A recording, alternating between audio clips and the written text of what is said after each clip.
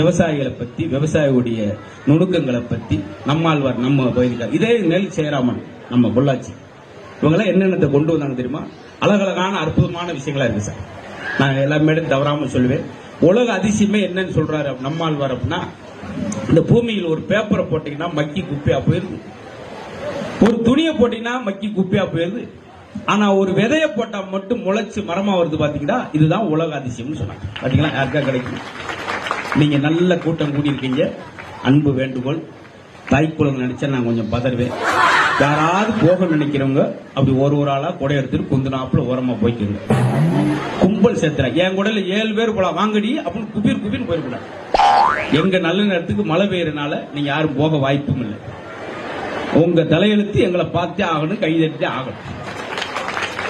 சிரிப்பே வரலினா கூட எங்களை பாருங்க. இந்த 7 வரும் பாவம் 6 வருத்த பிள்ளைகளோ இப்படி வந்து நான் இன்னும் சுவை விட இருக்கின்றதுக்காக நிகழ்ச்சிக்காரங்களுக்கு தெரியாமலே நான் இசைக்குழுவையும் கூட்டு வந்திருக்கேன். சரிங்களா?